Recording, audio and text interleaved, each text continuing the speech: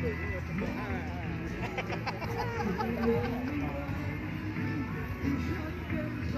นนี้วันสุดท้ายแล้วนะคะวันสุดท้ายแล้วตอนนี้ก็5 โมงกว่าแล้วคนยังพอสมควรเลยนะหนุ่มๆสาวๆยังยกลูกช่วงกันอยู่เลยค่ะ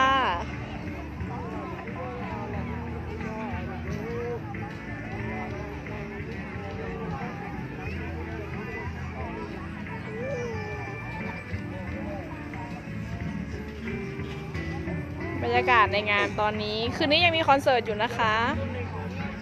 อีขี่จันดูเจ๋งว่านักร้องตัวฮุงเก้าฮะอ๋อมอนหนูเหรออินซีทอฮะพวดแล้ว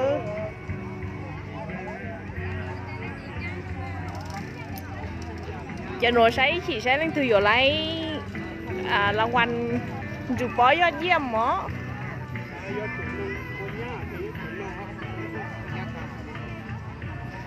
เสียงโฉจุ้งคือเลยฮะเนอ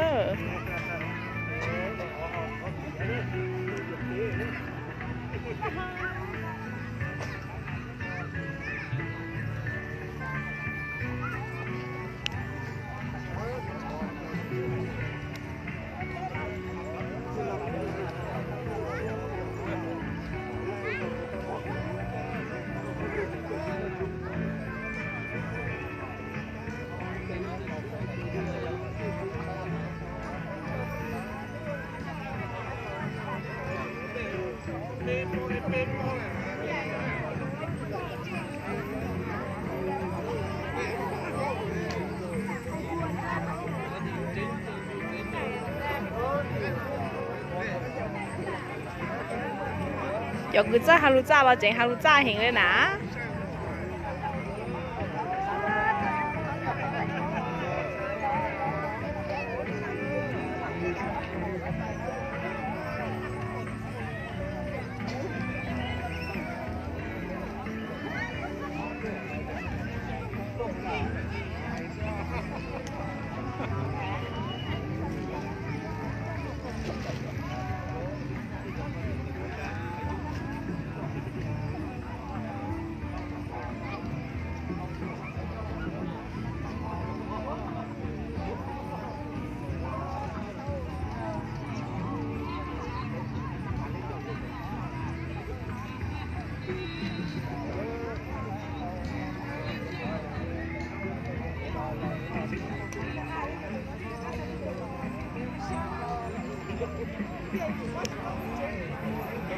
ถึงว่ายังอยู่กันครบนะผู้นำของเราก็ยังอยู่นะคะ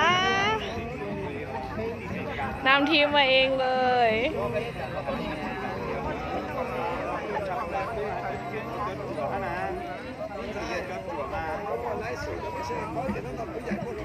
ใช่ค่ะแต่ฉันโน้ไลฟ์สดหูเพจปีใหม่มกเนาะแต่ฉันโน้เป็นตัวผู้ใหญ่เจ้าของสถานที่ผู้จัดนะฮะเจ๋งยอดยอลุงบ้านจุดป้อฮะอ๋อตามหุ่นเจเนอร์ผู้ใหญ่แต่ต้องรู้ยังรู้ครั้งเคยเลยเจ๋งจุดป้อเตา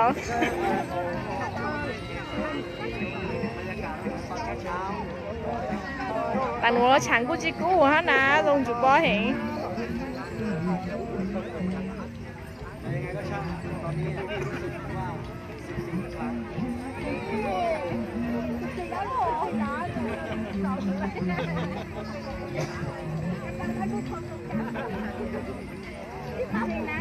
ทุกครั้งที่เรามายกช่วงเราจะรู้สึกว่าถึงครั้งตลอดแต่ว่าถึงมากกว่านั้นเราจะเป็นการทำให้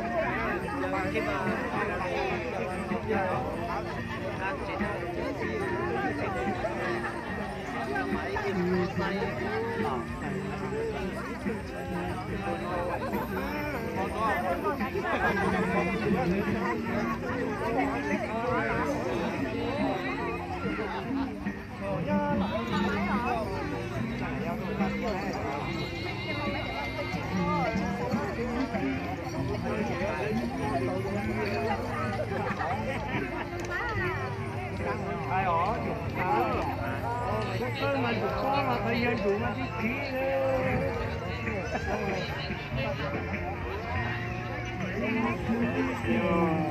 那有来对就多过三主，有来对那个第三主力，今也有奖了。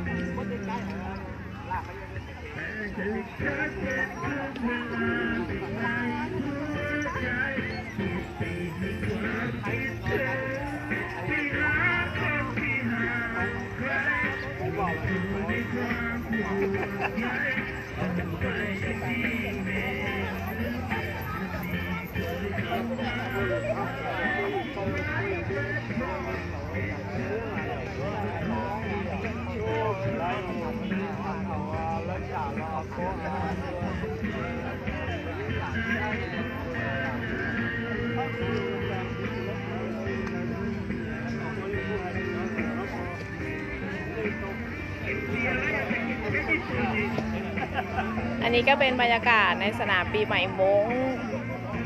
บรร6 นะคะ ณ ตอนนี้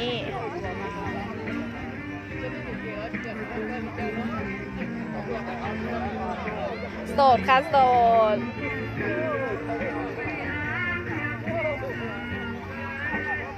ทีมนี้คิดว่าน่าจะอยู่อีกสักพักใหญ่ๆเลยนะคะ มืดๆอาจจะยังอยู่ก็ได้ วัยรุ่นกันทั้งนั้นค่ะ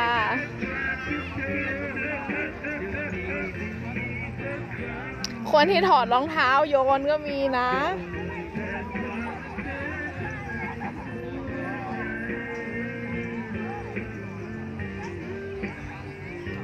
ที่ยังโยนไหวก็โยน ที่โยนไม่ไหวก็นั่งเป็นกำลังใจอยู่ข้างๆ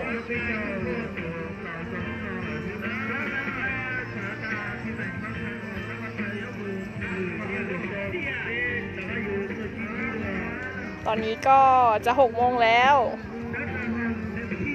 หนุ่มๆสาวๆของเราไม่ได้ย่อท้อต่อเวลานะคะ โยนได้ โอเคนะคะ เดี๋ยวแอดจะขอตัวก่อน แล้วถ้ามีโอกาสเดี๋ยวไปเจอกันอีกนะคะ